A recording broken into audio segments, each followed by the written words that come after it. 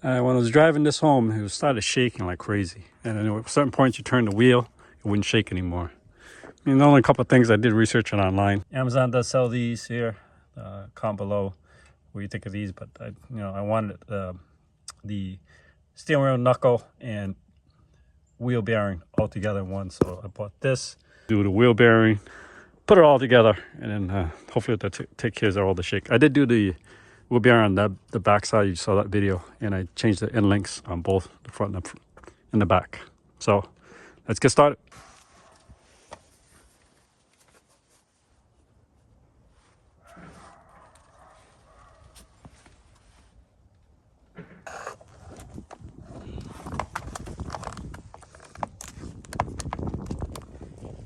$12mm brake line hose bracket holder.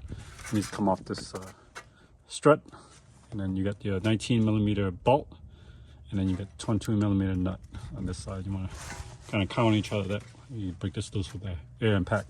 Remove that clip so it detaches itself. No fastener here. We just take that out, and then this whole strut should be able to come out. PV blast on this. I let it marinate for 2 days now.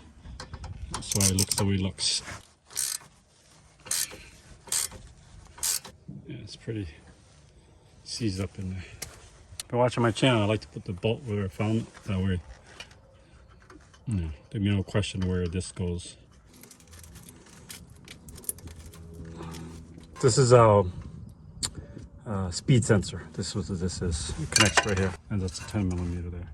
And also, I did spray that with PV blast to kind of marinate, get that out. That's I guess what a lot of people was encountering. That's very hard to take out.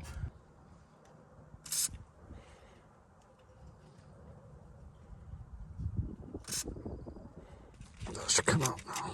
Yeah, like butter. So let's get the speed sensor out. All right, to take out the brake caliper, we take out the piston caliper first. So this is a 14 and this is a 19. So you have a 19 here just to hold things up, and the 14 behind it to kind of go backwards. And when we do put it back, it's going to be 37 foot-pounds to torque this back to spec. I'm usually not a big fan of power tools. I mean, there's a time and place for it. So these things I try not to use a power tool.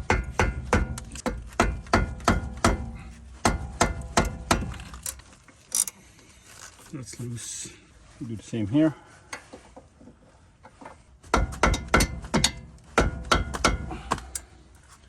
Okay, so the brake caliper holder is out. That was a 14 with a 19. These are 19s.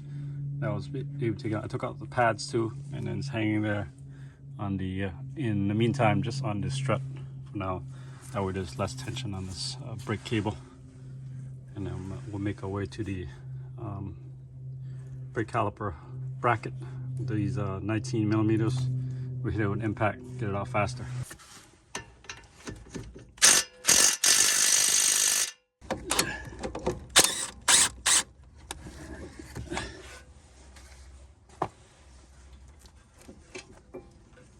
It looks like I did put anti-seize on here. It still took a lot to come out. Lucky I did put anti-seize. Oh my goodness, that was pretty snug to say the least.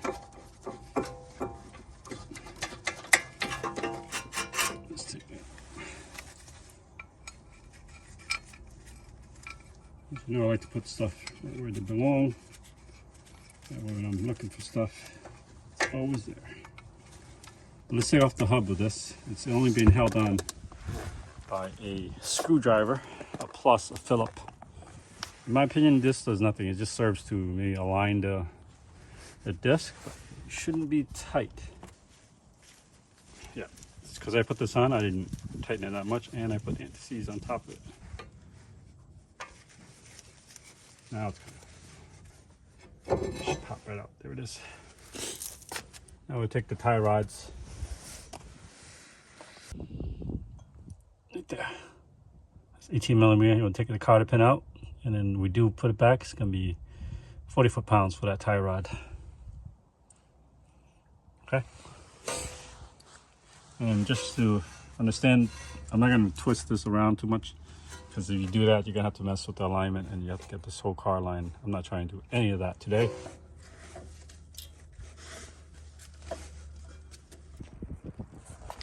All right, so unfortunately, I was not able to get the car to pin out on these outer tie rods. I ended up breaking it, and I'll probably end up replacing the outer tie rods.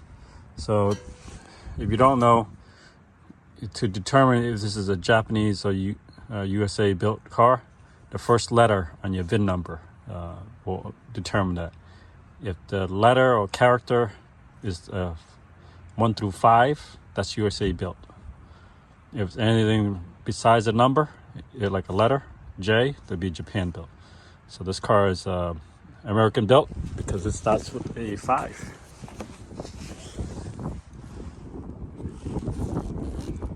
Right there, 5J. So that tells me that it is an American built, which is good because actually the parts are cheaper. All right, so we're gonna hit this with a 19mm impact. Top the tie rod off, probably end up ruining the nut, and obviously we don't have the car to pin anymore. That's a safety problem, so I'd rather replace it. And I counted the notches, about 7 in from there, about 7 in from there, so that way I can determine how much is this aligned. Just doing the best I can in the driveway, and it's getting dark quickly and it's cold. It's about 34 degrees Fahrenheit. A flash across screen, how much is that in Celsius? For those people watch out there in other parts of the country.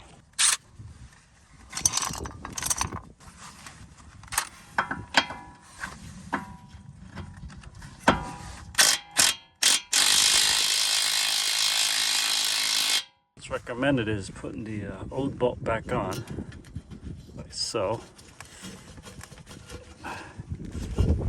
And then hit it up with a hammer. So it should look like this.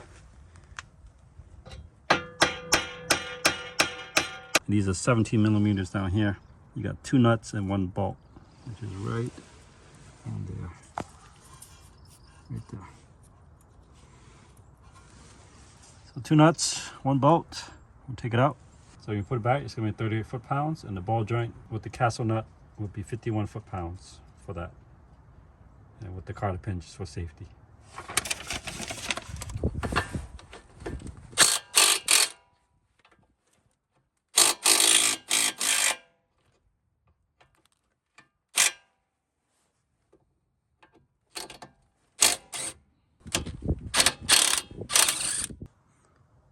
So to take a drive axles, this is a 36mm socket you're gonna need. I try to peen this backward out.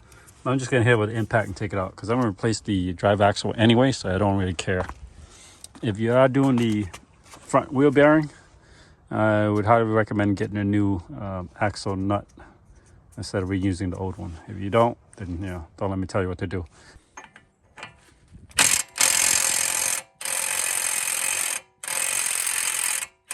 It's not coming out. I tried to use a tie rod, breaker bar, nothing's working. I do recommend you putting the tie rod back to kind of stabilize the steering knuckle. So let's marinate this center bolt with some PB Blast. We'll come back to it. In the meantime, let's take out these bolts that holds up the strut.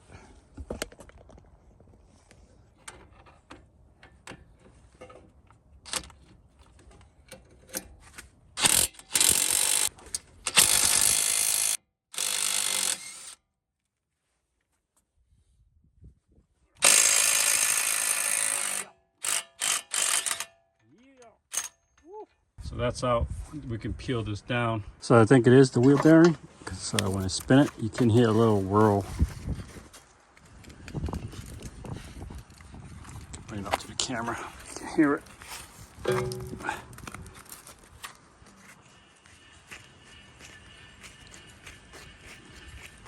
So yeah, it's got to be a wheel bearing. Here's the ABS speed sensor we haven't taken out yet. We'll get there somehow. Let's see it right there. So we're gonna probably punch it through that way. You will need a new ABS speed sensor.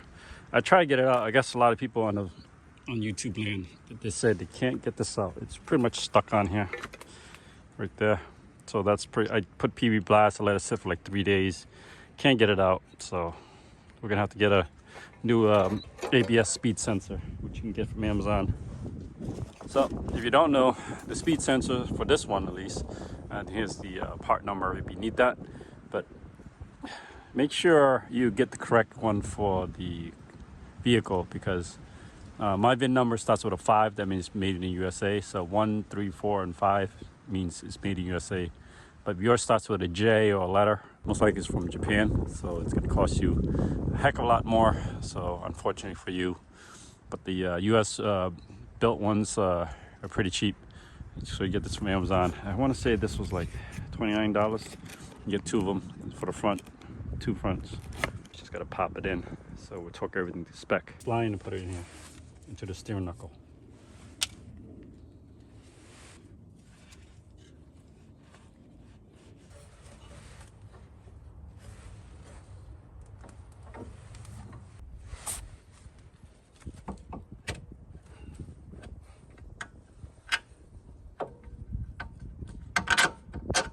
So this portion of the strut, you're gonna put the nut and the bolt back on. You can torque that down to 116 foot-pounds.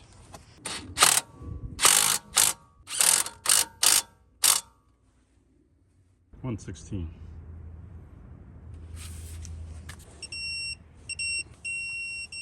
Tie rod's gonna be 40 foot-pounds.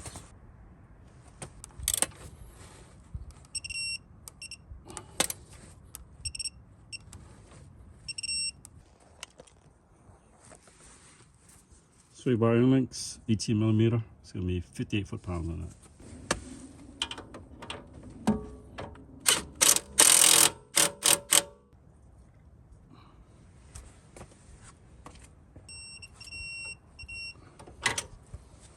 All right, so we're gonna torque this to spec to 242 foot-pounds for the drive axle. I got this idea from Brian Eslick from How to Automotive, but there's another way you can do it with just with the wheels off. You can use a pry bar to kind of counteract the torsion that's about to give it the torque. So I'll flash across screen what that looks like.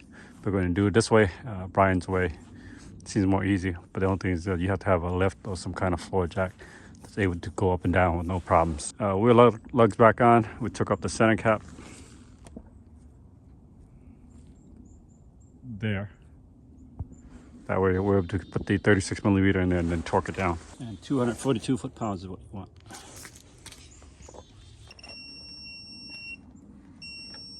Just peen it just enough so it doesn't back out on you.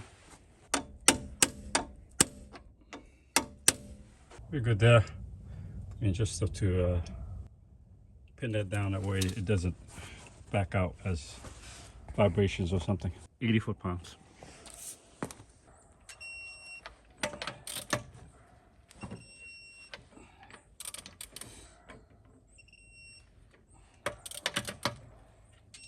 All right, we'll do the other side. We won't film that part. We're just slowly losing daylight. All right, I finished up late last night, and this is kind of off. Comment below. Almost looks like it's bowed inward, so it has a outer camber. Do you agree? Unless the wheels turn, but then if you look at the other side, that looks pretty straight there.